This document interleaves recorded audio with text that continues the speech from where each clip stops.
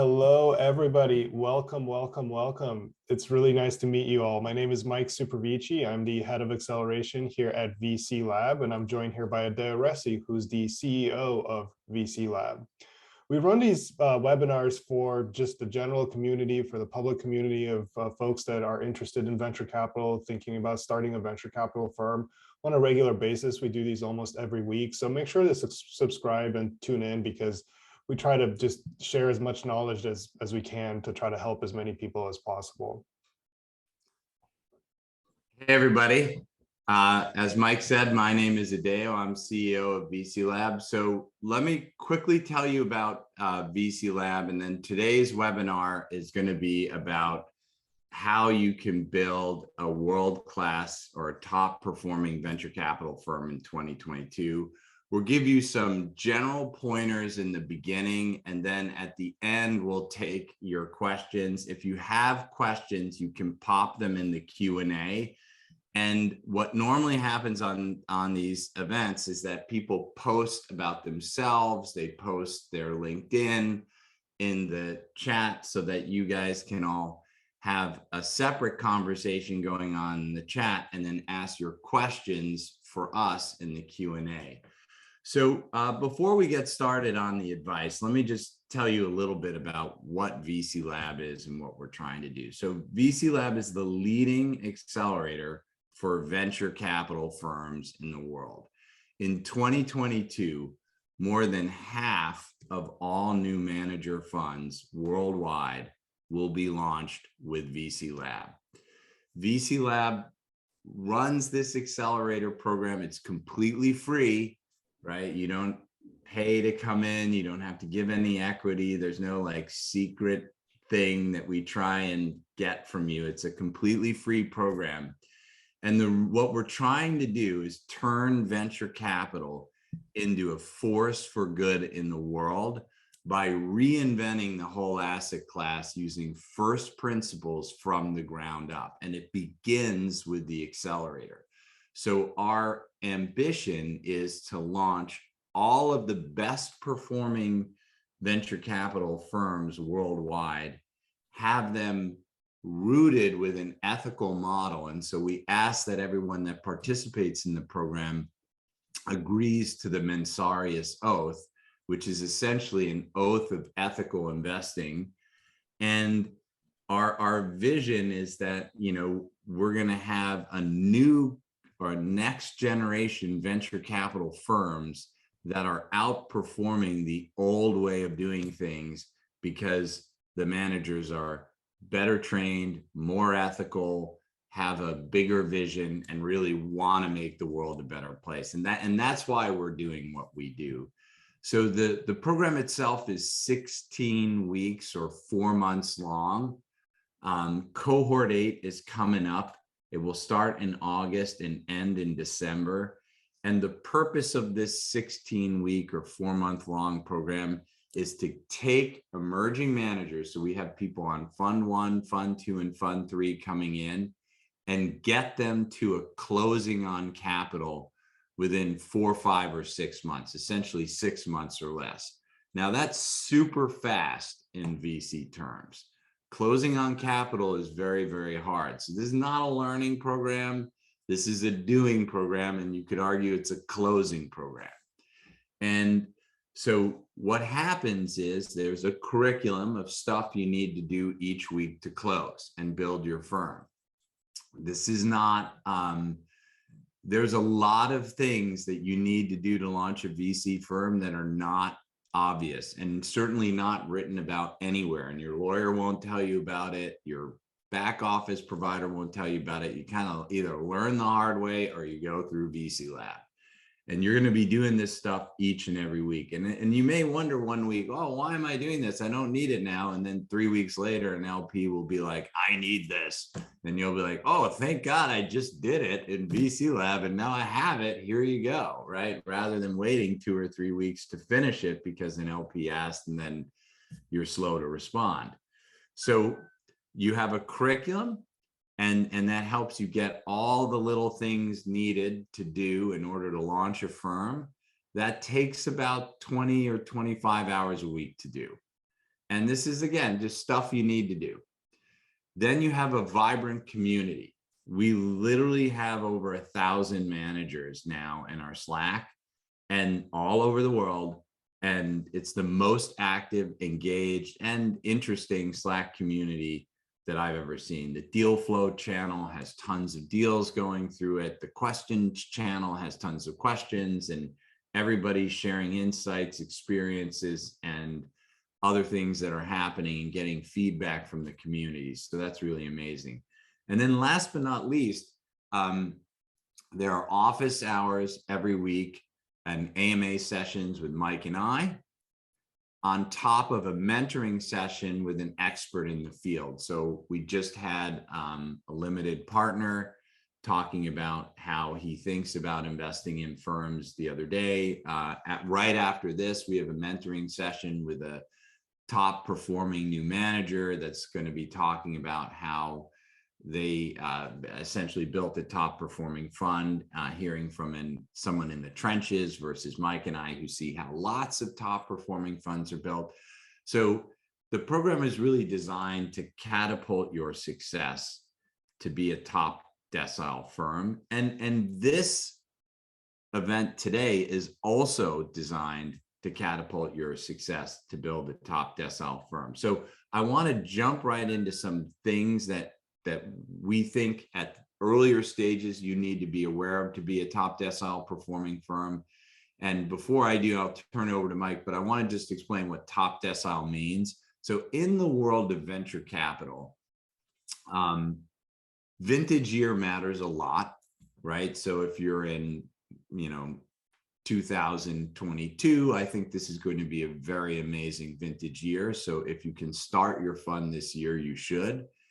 But more so even than vintage year, which does matter a lot, what ranking you place compared to other firms matters even more. So if you're in the top decile or the top 10% of all performing venture capital firms, you often will perform, and I have the numbers on this, in some cases like 5 times or so greater than, let's say, the top quartile or even the average. And so, trying to get yourself to be among the very best firms not only means great returns for your LPs, it means a guaranteed success for your firm, because if you get into that top decile, and there are lots of rating agencies that will validate this, Preqin and PitchBook and Cambridge Associates. So if you can get into that top decile, you're set as a venture capitalist forever, because future funds will be easier for you to raise. Even if you quit your current fund and do a new fund, you can just say, I was a top decile performing VC in this last fund, and the wind will be in your sails in the world of venture capital. And we've started and helped a lot of firms. So we know what the differences are between the average performers and the top decile performers. So Mike, let me turn it over to you before we get started. Anything you want to add? Yeah, so to date, we have helped launch over 200 venture capital firms, and this is happening all over the world, right? And so the methodology works irrespective of where you are located. And it's very, very effective at getting you to a close in a very, very efficient way. Because basically what we do is we help you focus on the things that matter.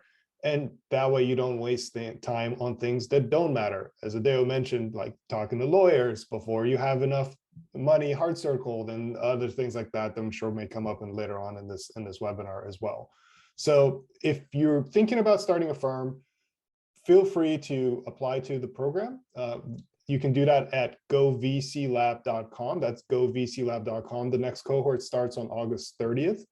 And the goal of the program is to help people launch enduring venture capital firms, not funds. Okay, very, very different. An enduring VC firm is going to have multiple funds under management, a family of funds under management, and you're going to be doing this as a career for the next 20 to 30 years, okay? Versus say, raising a kind of like an SPV or something like that on the side that's kind of considered a fund. So that's what this is for, and we help people get to fund 3. That's our mission.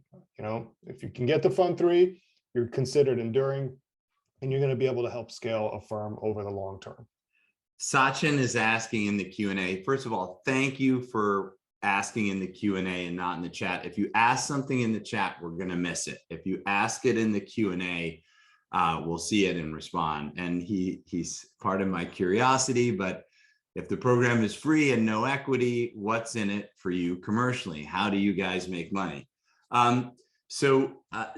Interestingly enough, this program and what we are doing here was started within the Founder Institute, really with no ambition of ever making money. So the VC Lab itself was started without any commercial ambitions whatsoever.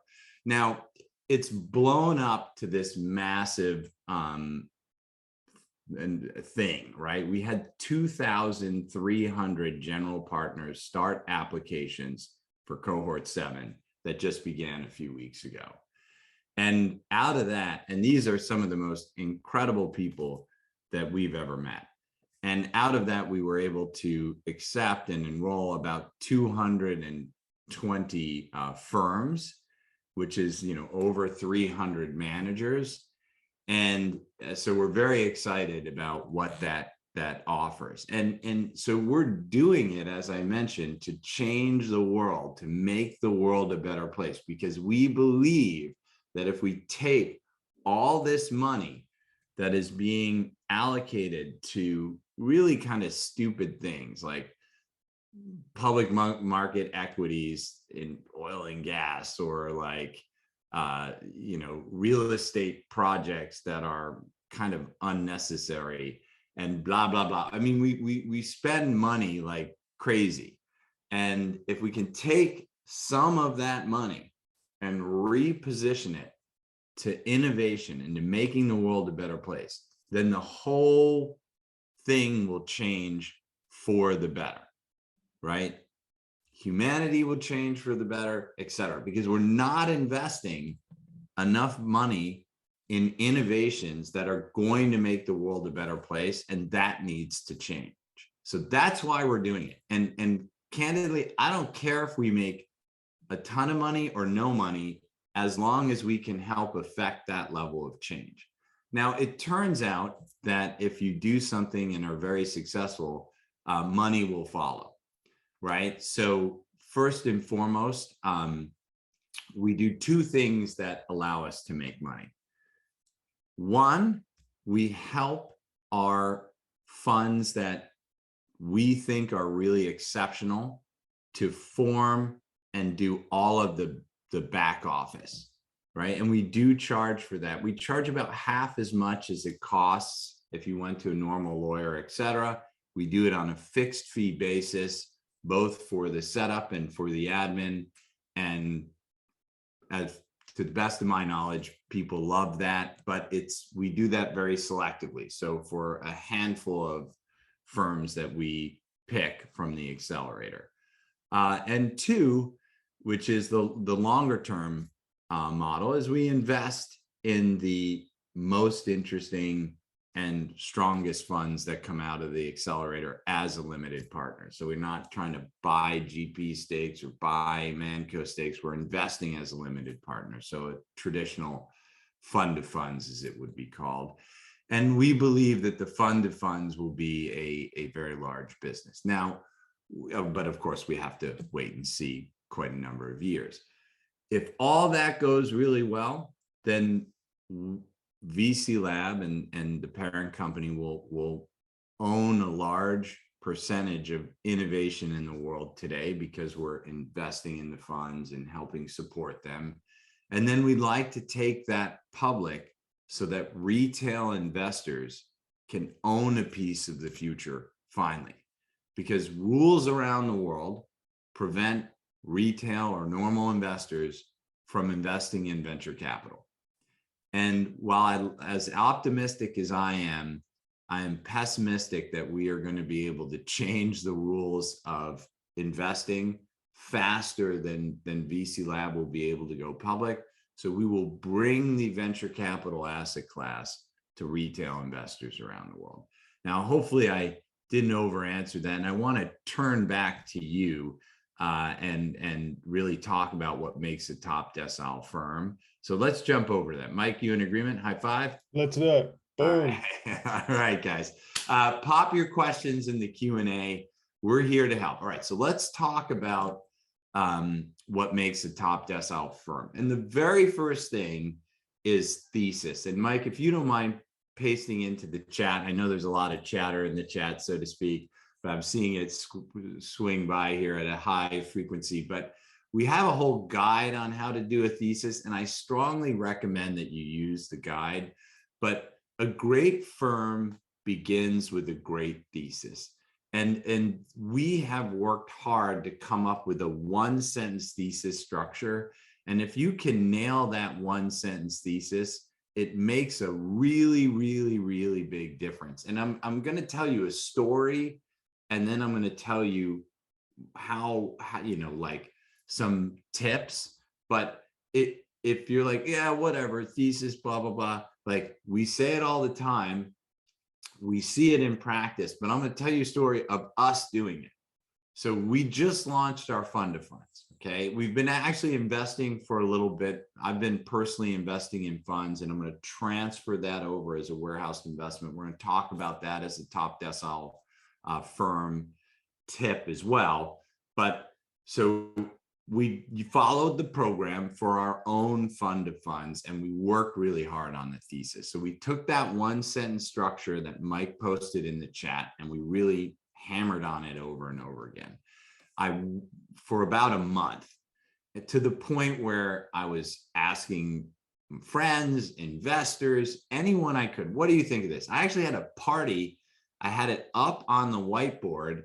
It was a business event, and I pulled like investors and limited partners over, and I was like, look at this whiteboard, what do you think? And I actually walked away for a little bit to get a water or something, and I came back, and one of an LP who had actually also been through the program had like used an eraser and rewrote it, and it was like way better.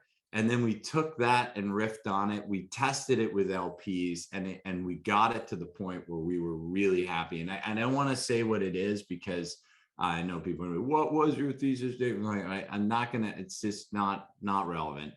And here's what happened. I took that out and I made a pretty cruddy deck. It was a bad deck. And I started going to friends and being like, hey, here's what I'm working on. What do you think? To this day, 7 out of 10 people that I pitch in person have said that they're going to have soft circled, have verbally committed to invest in the fund of funds.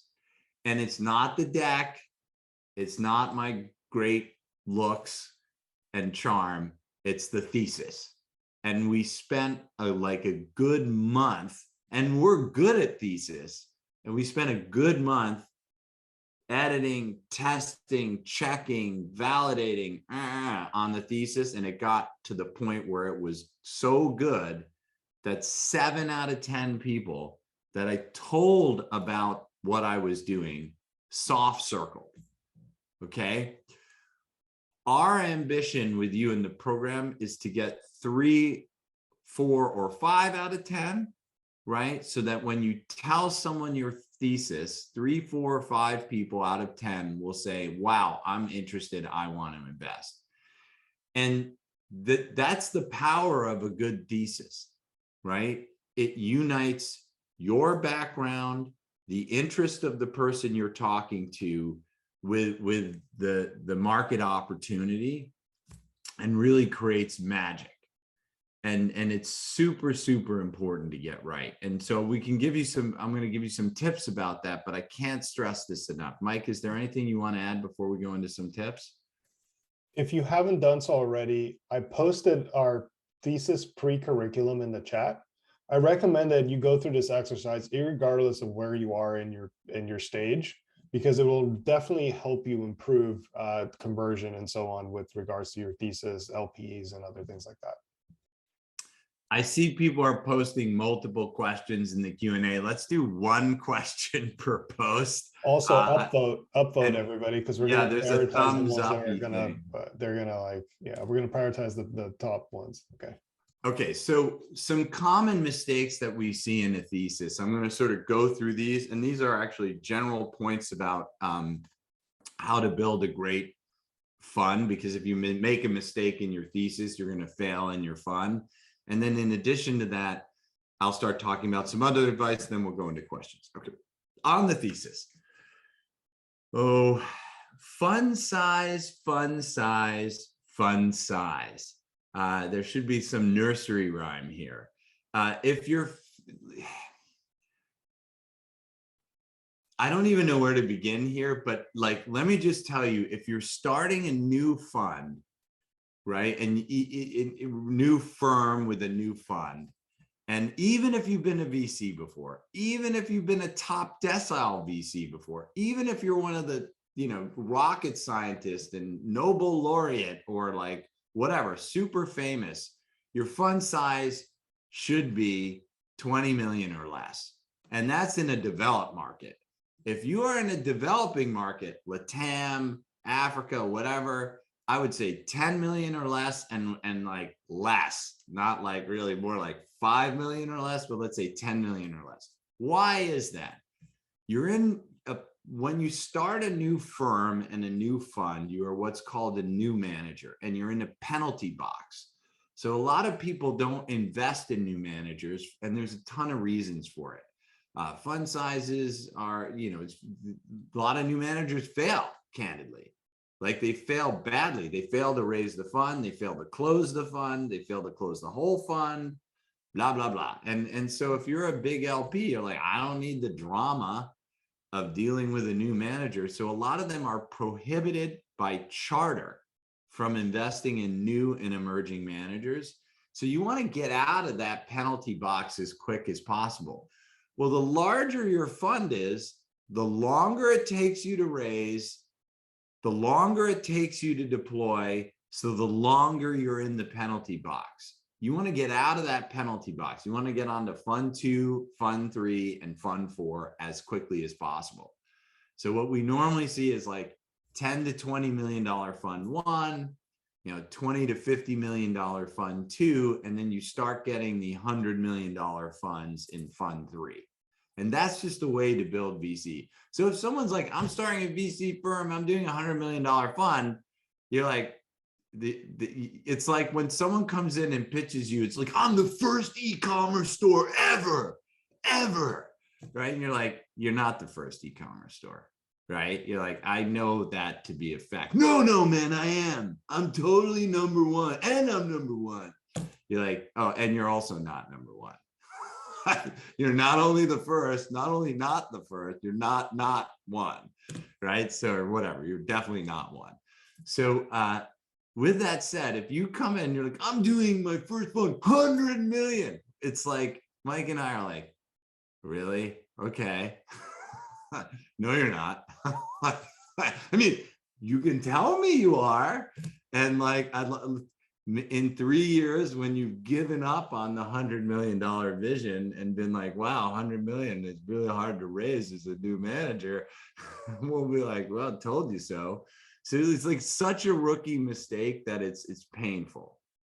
Okay, let's move on to some other big areas. I'm funding people everywhere in the world. Okay, no, you're not. Okay, you're a pass-through vehicle. Okay, so a fund is like a pass-through vehicle. So you take money from an LP and you invest it into a company, right? And it's pass-through. Okay, so you're like a shepherd, and the money goes through you to the company from the LP. So the LP has tax liabilities, has all sorts of other filing issues based on, let's say, that company has an exit. Now, all of a sudden, you've invested in Chile, you've invested in Argentina, you've invested in the US, you've invested in, I don't know, Portugal. And all of a sudden, like, you're like, dear LP, now you have to deal with Portuguese taxes and Chilean taxes and American taxes, etc. And they're like, I don't want to do that. So most LPs are sophisticated to this.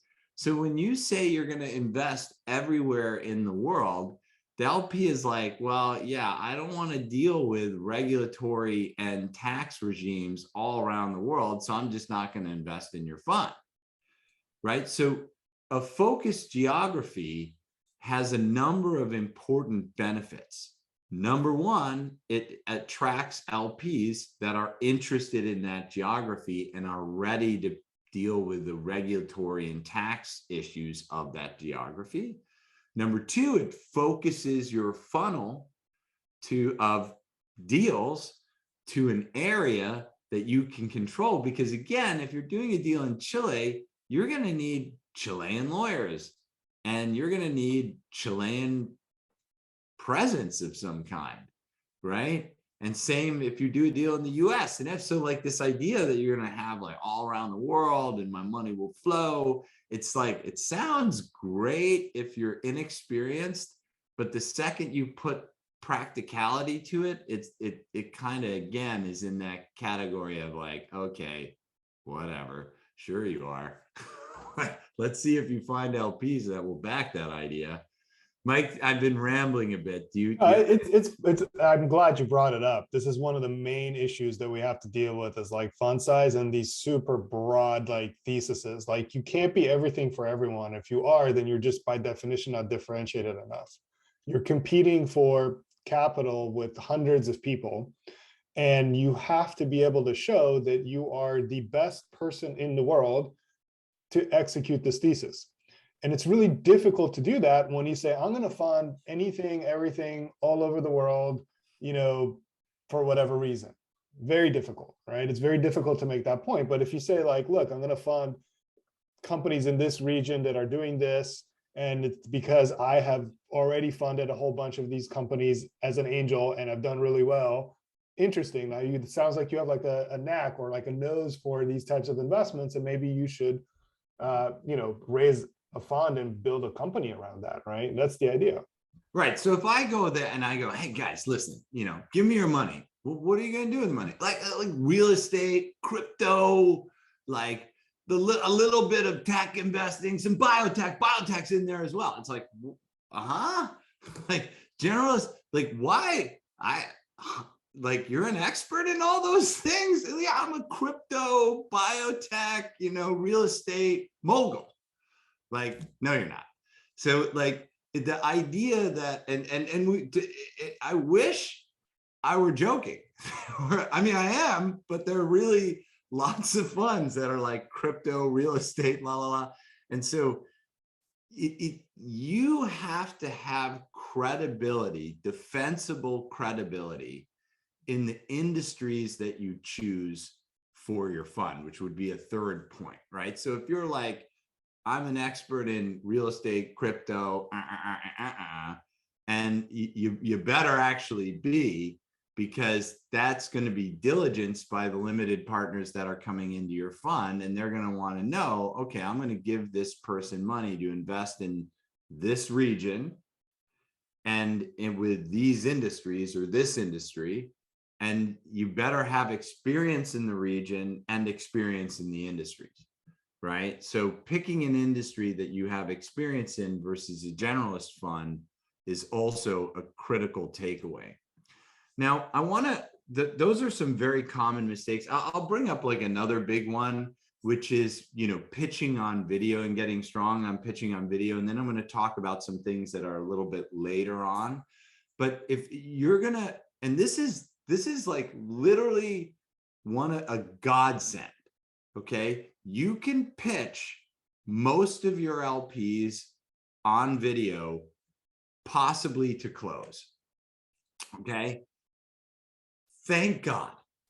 I've raised funds before the pandemic, and I've raised funds during the pandemic and after the pandemic. Before the pandemic, can't tell you how many times I had to be on a 20-hour flight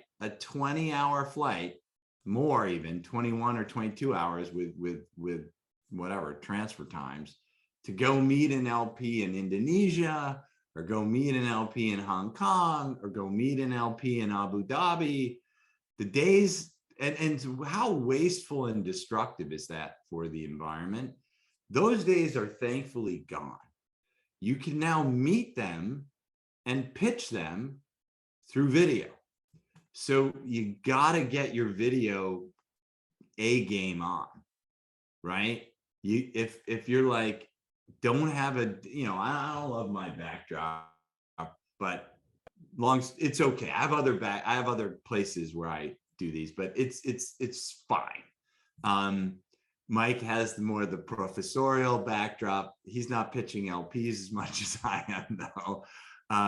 But get a professional backdrop. Make sure your camera's good. Make sure you have good sound, right? You are blessed to live in a time when you can pitch limited partners on video and close them. Thank God, right? Can you imagine flying 21 hours each way to get to a meeting that bombs? Well, yeah, guess what? It happens. Happened to me, right? A lot. 21 hours, 10 hours. Like, wow, that was a waste of time. Well, at least there's a bar. And I'm flying back tomorrow. So, you're living in the golden age of venture right now, like never before. Let me just walk you through what's going on and why this is relevant. Well, first and foremost, you can pitch LPs through video. That's just, thank God. That is such a saving grace for everybody, okay? On top of that, there's more money flowing into venture capital than ever before in human history by like orders of magnitude. So I think the first half of 2022 had more money flowing to venture capital than any other year in history, okay? Just the half of a year. And from what I'm seeing, it's accelerating because the venture capital asset class has been performing, whereas other asset classes, not so much, right? So there's a lot of money and it's easy to pitch that money, okay? There's a lot of innovation happening because of the pandemic subsiding, all right? So tons of disruptions, which is great for venture capital. Valuations are down, great for venture capital. And lots of people are resigning. There's the great resignation. So what that means is that there's more talent available than ever before for startups to poach from or for CEOs to come from. So it's just like the best time. 2022 is like the seminal vintage year to start a fund, in my humble opinion, ever. And like, if you read stuff on Twitter, it's about worth as much as people paid to post it, like zero. Oh, it's so bad. No, it's not. It's great. Like, it's the best time ever. I'm like reading some of this stuff. I mean, it's hard for me to read social anymore and take it seriously because people are saying things that are like wrong. And we're in the thick of it. So I'll give you a little side note. As part of the program, we're going to give you access to a tool to power the back office of your funding. And it costs really a lot of money, which is zero. Again, like everything else is free. All right. And there's no secret, freemium, and we'll charge you later. It's, again, like everything else, free. And we don't look at your data. However, we see aggregate data of the overall system. No slowdown, right? Nothing. Same number of investments from LPs are coming in today that were yesterday, that were 6 months ago. Nothing slowed down. So, a lot of Twitter naysayers be gone. It's just BS. No, all right, LPs let's get back. Commitments. LPs are making commitments. I mean, it's fine, right? So just don't worry about that. All right, let's get back to into some these tips, questions, and then we'll do questions. Yeah, okay. One more big tip. Everything boils down to deals. And where I remember I said warehousing deals. So warehousing deals is taking a deal that you either are going to do and sort of locking that down, or that you have done and transferring it into your fund. So you want to have really the best deals possible for, and they have to be thesis aligned. It can't just be like, well, I got into like Uber too, and so I'm putting it in the fund, right? And that's nice too. If you get into a super big unicorn and you put it into the fund, that you have to put it in at cost, right? So if there's like, if you had 1,000x markup, you're going to transfer that 1,000x markup into the fund. So, but really they have to be thesis aligned deals. Okay. And if you can get really, really killer deals in your warehouse, then your fundraising will be, and the launch of your fund, and eventually the ultimate performance of your fund will be much better. We're seeing funds come out of the gate with a 2x markup on the whole fund. So they're launching day one with a 2x because the manager has transferred in really good assets into the fund. So now think about that. You're competing with people. They're like, come into my fund, it's going to be really great. And they're like, come into my fund, you get a 2x. No, mine is really great. Mine has a 2x. But mine is great. Okay, great fund manager. Show me it's great by having great deals that have markups or are like so exciting that people are like, I want to get in your fund to get into that deal.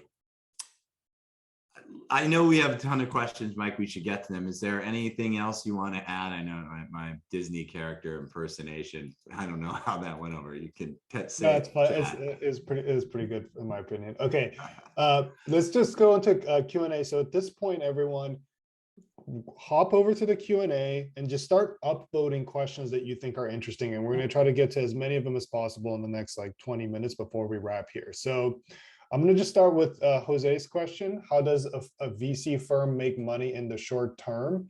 Collecting underpants. No, it doesn't make. So look, yeah, you don't make money in the short term. Fund one is, you know, I'm not going to say you're not going to make any money. And it's definitely better than a fast food job, but not much. Okay. So fund one, you're like, it's like an MVP, right? It's like, you know, it would be like asking like, how does my startup, like, how do I get rich as a founder in like less than 4 months? It's like, well, maybe start some crypto scheme with the greater fool theory. It's like, look at my token, it's so amazing. Like, but as a fund manager, fund one is MVP. And the reality is it's very difficult to make money on an MVP in the short term. So the fund will produce a little bit of management fees that are like a part-time executive position. And then, you know, if the fund, usually fund ones actually perform pretty well, and you'll make quite a bit of money on carry, but that takes years. So that's all the more reason to get to fund two, because usually by fund two, when you take the teeny bit of money you're making with fund one and a little bit more money that you're making from fund two, you start to have enough money to live on. So you want to get your MVP fund out of the way as fast as possible to get on fund two and build a business that can sustain you and a team. What's the biggest VC Lab success throughout your cohort so far? I mean, this isn't, guys, this is not like, VC Lab is 2 years old, which means that our oldest fund is like a year-ish, a little over a year old. Okay. So it's like, who's been crushing it after a year in VC is like, you know, that doesn't even make sense. VCs don't, lemons ripen first. So your first exits will happen in like 3 or so years. We have a lot of top decile funds.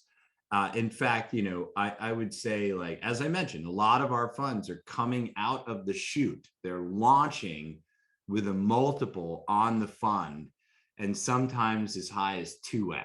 Okay, we have lots of funds at 1.5 to 2x out of the gate. And so we are producing not only more than half of the funds, we're about 60 to 70% of all new manager funds are launching with VC Lab. And we have a lot of top decile funds. In fact, I know a lot of funds that are not launching in VC Lab, and our funds are performing better than those funds. It's too early to really lay a final judgment on which, 10 years from now we'll know. But the markups and the progress, and we posted stats on our homepage. 80 investments that made by our portfolio funds are significantly marked up, over 80. And so, that's pretty good. But yeah, so, and by the way, there's another issue with that question. Okay. I want you all to put your coffee down, stop playing the music or whatever else you're doing, like come out of the bathroom, sit back down in front of your computer. You have to hear this. All right. You cannot, or let me rephrase. You need to be aware of general solicitation. Mike, if you can post an article in the chat, this is super important.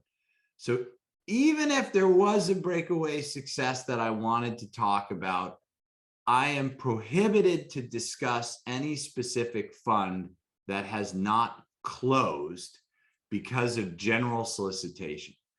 Funds are not allowed to talk about themselves. They're not really even allowed to have a website with a contact us button until the funds are fully closed. Okay, so if you're an aspiring fund manager and you have not closed all of your money, you cannot talk about your fund publicly. Okay, and I'll post some article in there why. So even if, and a lot of funds, it takes like 18 months to do a final close. So we have lots of funds that are fully closed, but not all, and most are not. And so you can't talk about them because they're breaking general solicitation laws. And so it's super important if you're thinking to start a fund right now and you're like tweeting about it or have stuff on social or put up a website, like take that down right now, because that could be used against you in a general solicitation situation. And in the US, you can be barred from fundraising for up to 10 years, okay, at all. Like you and fundraising, sayonara. And in the EU, you can go to prison because that's the EU for you. They're always great. They're super friendly about these things. So just don't do it. And like that, the article Mike posted will give you some guidelines on what you can and can't do, but it's not meant to be legal advice. It's just meant to be practical things to think about. All right, let's keep going with questions. Can you share your perspective on cashless contribution, where a certain percentage of the GP commitment can be allocated from future fees pre-tax? Yeah, you can't do that, guys. So in the US, they pretty much, the IRS banned that.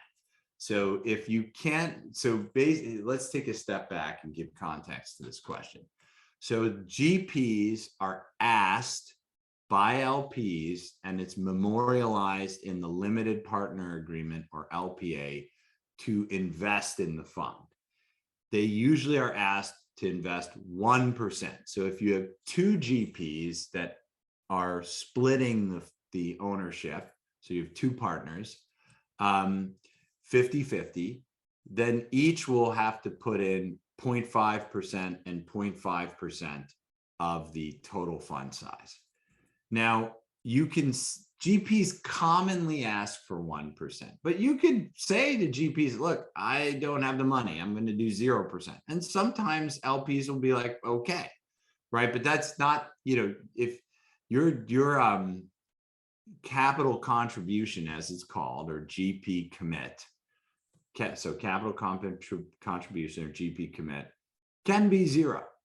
Now, if you can't afford it, you obviously should ask for zero. But there's this idea that was done a long time ago where you could like take your management fees and transfer them and honor your GP commit. Now, your GP commit is called, so you do capital calls. So if you have it's not 1% on close, it's 1% when you call capital from LPs. And so people take their management fees and pay it.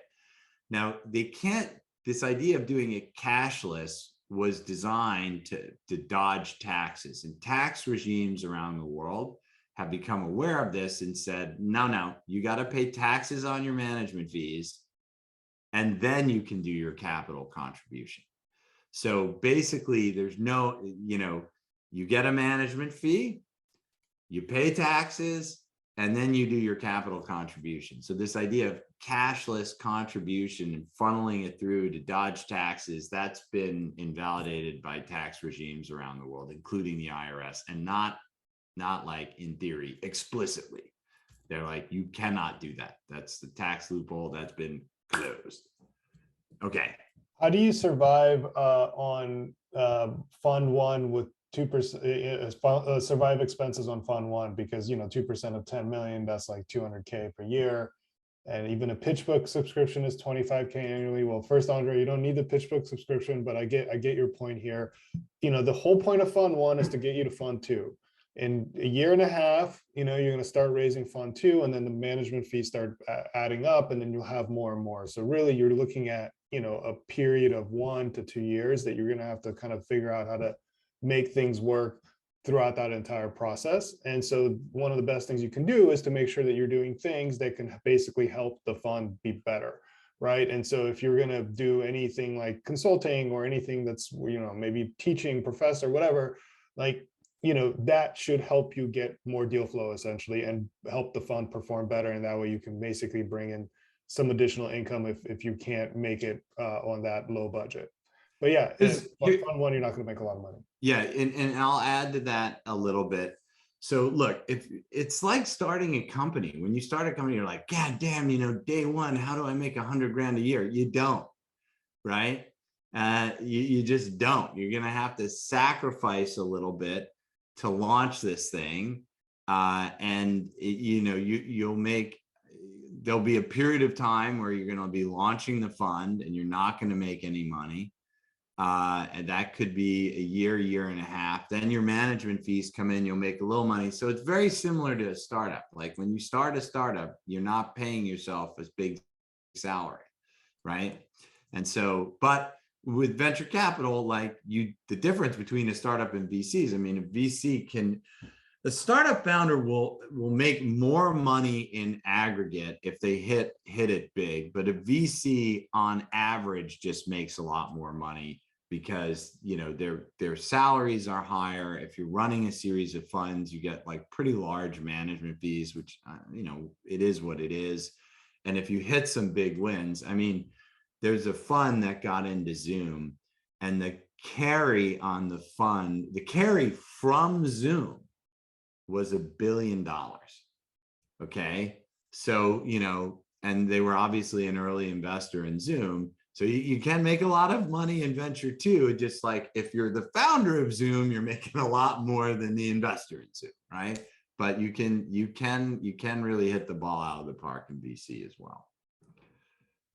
How long would you say it takes a new manager to raise a fund? How long should you prepare for it before you raise money from LPs? Look, you can start cold in the VC Lab program with not even a baked thesis and get to committed capital within 4, 5, or 6 months. Now, that's because we've tuned everything and figured. Now, a lot of people don't follow everything we tell them to do, and it takes them 9 months or 12 months.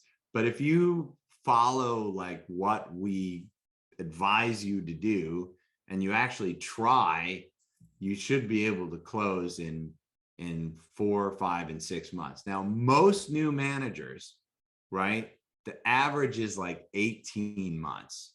right? So the fact that we're getting it at 4, 5, or 6 months is orders of magnitude faster. Is the program for those who have an existing VC firm fund, or can someone with no existing VC firm or fund experience participate? Look, I mean, I would say the majority of people are folks without experience in running venture capital firms. Yes, we do have some folks coming in on fund 2 and fund 3. We also have some folks that have left their previous VC fund to start a new one. But the vast majority are people that are starting new firms, and so that's who's going to be in the program. So don't worry about it. And we're going to help lots of people succeed in that situation. Post your questions into Q&A. Keep them simple, 1 question per post, and then make sure now to upvote because we only got a few more minutes. So put the upvote. So we got 5 minutes. We're going to go really rapid fire here to try to get as many of these 17 questions that are open left. So can you speak to the time commitment for the program that starts on August 17th? It actually starts on August 30th. How many hours per week? 20, and is going to probably ramp up to 40. And this is not for the program. It's just that closing takes a lot of time. The program simply just provides a structure for how to get it done. If your advice is to raise a 20 million as a first fund, does that imply that the fund should be looking at seed stage investment?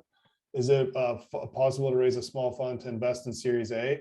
$20 million is not a small fund. There's lots of $20 million funds doing Series A. You can do 10 Series A investments with a $20 million fund, no problem. Will the cohort educate us on how to attract the thesis aligned deal flow? Yes, you will go through that. Yeah, it's not an education program though. It's a doing program. So you're going to learn by doing. So we'll tell you how to do things, right? But at the end of the day, there's not teaching, it's doing. It's closing, building the fund, etc. So is general solicitation a US thing? What are the EU practices? No. So general solicitation is regulated pretty much everywhere in the world. Asia, Europe, less so Africa, the Americas, etc. And basically the principle is people don't want, governments don't want charlatan investors to prey upon poor people and steal their money, which has happened many, many times throughout human history. So it's regulated what you can and can't say, who you can and can't pitch, etc. And a lot of that is covered in the guide we posted in the chat, but it's pretty much regulated everywhere in the world. And here's what the issue is. This is why it's a problem. You may have what's called a 506C in the US and you can pitch publicly. Great. But if you get a European investor, now you're governed by the European laws as well. And you may not be allowed to pitch publicly there, and so you can be in hot water. So our general rule of thumb is, don't pitch publicly, right? And read the guidelines that we've outlined in the general solicitation post.